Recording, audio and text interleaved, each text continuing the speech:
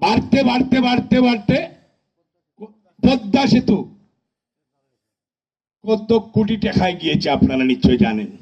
Revise হয়, revise মাত্র যত টাকায় সেতু হবে তার 10% রিভাইজ হয়।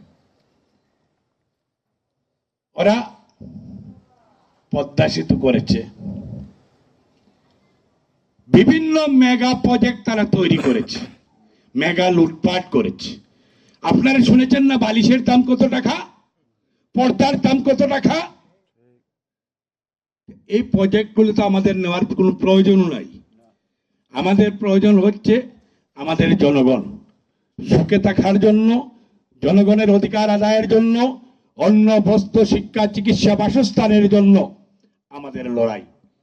আমাদের লড়াই হচ্ছে মানুষের মৌলিক অধিকার প্রতিষ্ঠিত করার লক্ষ্য নিয়ে আমাদের লড়াই। সেই লড়াইয়ের জন্য আপনারা প্রস্তুত হতে হবে। আমি কথা দিয়ে গেলাম আপনাদেরকে, আমাদের প্রার্থী তিনি খন্দকার আব্দুল মুক্তাদির সাহেব। আপনারা ইতিমধ্যে দেখেছেন বিগত 18 নির্বাচনে মাত্র 1 ঘন্টার ভিতরে 1,30,000 ভোট আমরা পেয়েছিলাম। এতে প্রমাণ হয় জনপ্রিয়তা কতটুকু। বিদায় আমরা আজকে এই উঠান বৈঠক থেকে আমরা প্রতিশ্রুতি দিতে চাই, এমন কোন কাজ করব না যা দলের বিরুদ্ধে যায়, এমন কোন কাজ করব না যাতে সাধারণ জনগণের বুকে আঘাত লাগে, এমন কোন কাজ করব না যে কাজের প্রতিফল আমাকে ভোগ করতে হয়। সেই কাজ থেকে আমরা বিরত থাকতে হবে। তাই সম্মানিত এখানে বন্ধুরা যারা উপস্থিত হয়েছেন এবং যারা আমার বক্তব্য শুনছেন, আমরা কথা দিচ্ছি, আমরা শুনেছি এখানে আরেকটি দল তারা মিটিং করেছে।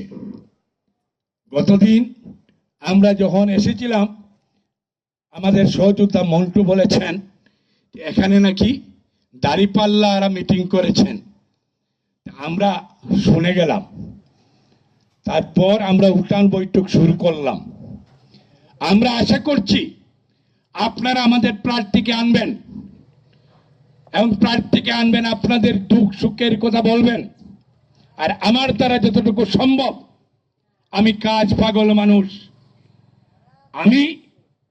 আমার দ্বারা যতটুকু সম্ভব, যদি মুক্তাদি সাহেব এমপি হন আর নাই হন, এই রাস্তা আমার দ্বারাও সম্ভব করা। বিদায় আপনাদেরকে কথা দিয়ে যাচ্ছি, আপনারা সজাগ থাকবেন।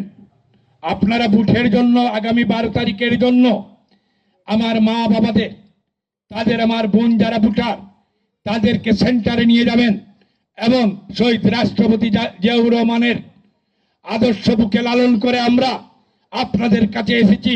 একজন সাচ্চা মুসলমান হিসাবে আপনাদের কাছে এসেছি। আমরা কাউকে বেহেশতে পাঠাতে পারবো না যে ধানের শীষে ভোট দিলে যে আপনি জান্নাতে চলে যাবেন, এই কথা আমরা বলতে পারবো না। এই যারা বলেছে দাঁড়িপাল্লায় ভোট দিলে জান্নাতে চলে যাবেন, জান্নাতের টিকিট দিবে, এই দল আমরা করি না। বিদায় আপনাদের প্রতি অনুরোধ থাকবে আমাদের মা বোনকে বাসায় বাসায় গিয়ে বলবেন ধানের শীষে ভোট দেওয়ার জন্য। আর অন্যরা মিটিং করুক, আমাদের কোনো অসুবিধা নেই। গণতন্ত্র আমরা বিশ্বাস করি, পরের মত প্রকাশ করাকে আমরা সম্মান করি, কিন্তু দুর্বলতার সুযোগ নিয়ে মানুষের কাছে পাল্টাবাদী বক্তব্য দিয়ে পার পাওয়া যাবে না বন্ধুরা আমার। বিদায় আপনারা আপনাদের কাজ করে যান। আর যে সমস্যার কথাগুলো আমাকে বলেছেন, ইনশাআল্লাহ আমি বার্তা পাঠিয়ে দেব, ইনশাআল্লাহ আপনাদের কাজ হবে। আর আজকে এখানে উঠান বৈঠক করেছি আর আমাদের ফাংশন শেষ, তা কিন্তু ভুল হবে। আমরা আবার আসবো। আমি যেখানে যাই কয়েকবারই যাই, যাওয়া শুরু করলে আর কিন্তু বন্ধ করি না। আমার সহযোদ্ধারা এখানে যারা আছেন, পার্শ্ববর্তী আপনারা থাকেন, এইখানে চিতলমাটিতে আমার ওয়ার্ডের ভোটার প্রায় বহুজন আমার ওয়ার্ডের ভোটার, কিন্তু এই নয়াপাড়াও আমার ওয়ার্ডের ভোটাররা। এখানে তুমি কোন ওয়ার্ডের ভোটার? সয়ের ভোটার। ওই দেখেন উদ্যোক্তাও সয়ের ভোটার। হ্যাঁ, তো আমার আত্মার আত্মীয় আমি প্রথমেই বলেছি আপনাদেরকে, তো ইনশাল্লাহ আগামী 12 তারিখের জন্য প্রস্তুত হন, আগামী ফেব্রুয়ারির 12 তারিখের জন্য প্রস্তুত হন, আর চোখ কান খোলা রাখেন। দানের শীষে অন্ততপক্ষে আমাদের জোয়ার উঠবে বলে আমরা বিশ্বাস করি, কারণ ইতিমধ্যে সমগ্র সিলেটে দানের জোয়ার উঠেছে, তা আপনারা দেখছেন। বিদায় বিভিন্ন দল আসবে, আপনাদের কাছে বলবে জান্নাতের টিকিট বেচবে এবং মানুষদেরকে ভুল পথে পরিচালনা করার সুযোগ তারা দামাচাপা দেবে। আরেকটি আমার মা বোনদেরকে বলবেন যে তারা এসে বলতে পারে তারা যদি ক্ষমতায় যায় তাহলে কি হবে, যে মহিলাদের জন্য 5 ঘন্টা কাজ রেখেছে, মানে তারা ক্ষমতায় গেলে মহিলাদের জন্য 5 ঘন্টা কাজ দেবে আর পুরুষরা 8 ঘন্টা কাজ করবে। এই 8 দল না কি দল বানাইছে তারা? 8 দল। 8 দলের ভিতরে একজন মহিলা প্রার্থী নেই, আপনারা কিন্তু মনে রাখবেন। 8 দলের ভিতরে একজন মহিলা প্রার্থী দিতে পারে নাই, জামাতে ইসলামী মহিলা প্রার্থী দেয় নাই। কিন্তু তাদের সাথে যারা যারা ছিল জুটে কেউ তারা মহিলা প্রার্থী দেয় নাই। আবার মহিলাদেরকে বলেছে যে 5 ঘন্টা কাজ, সরকারি বলেন, বেসরকারি বলেন, গার্মেন্টস বলেন, ইন্ডাস্ট্রি বলেন, প্রত্যেক জায়গায় নাকি মহিলারা 5 ঘন্টা কাজ করবে। এখন ইন্ডাস্ট্রির মালিক লুৎফর চৌধুরী সাহেব, গার্মেন্টসের মালিক লায়েক। এখন 5 ঘন্টা ডিউটির জন্য কি মহিলা রাখবে? মহিলা তো রাখবে না, কারণ তখন এই মহিলার জায়গায় পুরুষ। প্রথমে লুৎফর রহমান চৌধুরী সাহেব তিনি বলবেন না, আমার মহিলার তো প্রয়োজন নাই, আমাকে পুরুষ দেন। তাদের ধান্দা হচ্ছে এই মহিলাদেরকে বাসায় পাঠিয়ে দেওয়া, বন্দি করা, সেটি মনে রাখতে হবে। কারণ আমাদের জনসংখ্যা হচ্ছে অর্ধেক নারী আর অর্ধেক পুরুষ, প্রায় সমান সমান ভোটার।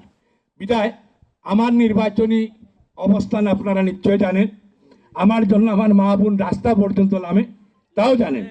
বিদায় আমরা আপনাদের প্রতি অনুরোধ থাকবে, প্রত্যেকটা গড়ে গড়ে আপনি যেরকম দানের শীষে আরেকজন যাতে অন্য প্রার্থীকে ভোট না দেয়, আগে নিজের ঘর সামলাতে হবে, পরবর্তীতে অন্যের ঘরে পা দিবেন। বিদায় আমি মনে হয় আপনাদের এই কাজটুকু আপনাদের কাছে দিয়ে গেলাম।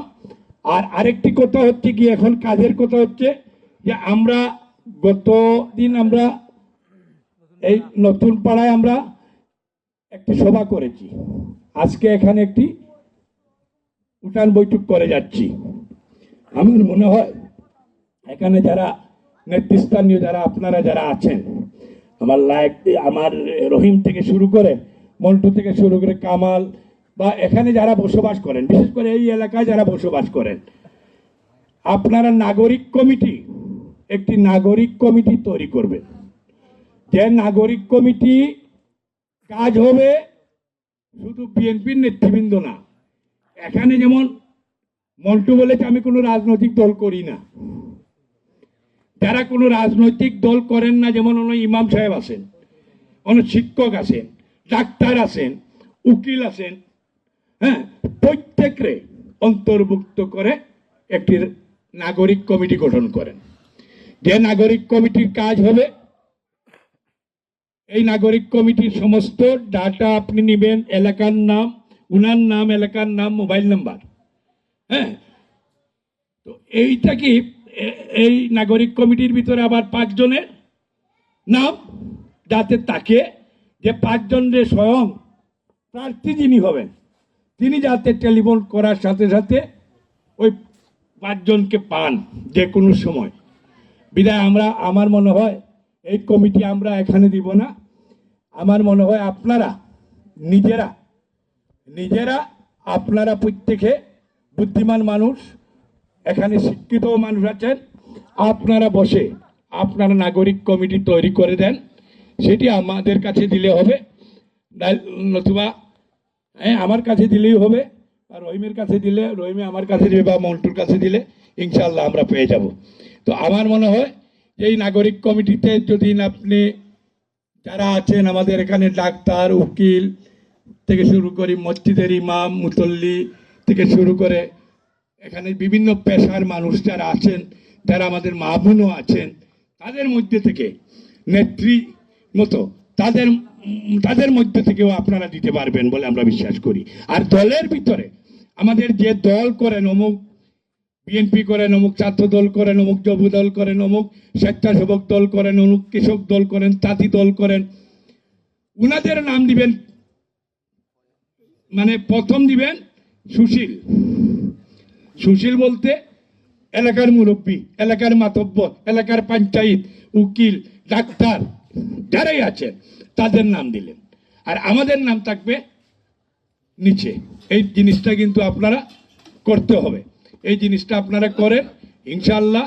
আর এই নাগরিক কমিটি দেওয়ার পর আমাদের প্রার্থী আগামী সিলেট বিনির্মাণের কারিগর জনাব খন্দকার আব্দুল মুক্তাদি সাহেবকে আমরা এখানে নিয়ে আসব ইনশাআল্লাহ।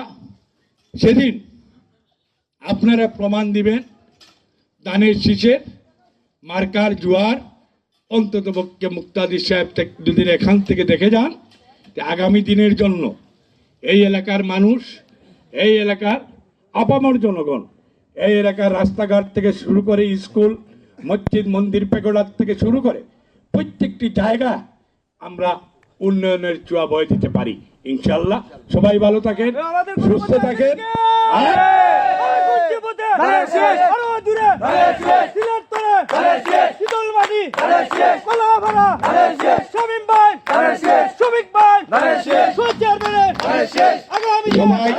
সবাই ভালো থাকেন আর আমাদের দেশমাতার জন্য দোয়া করবেন।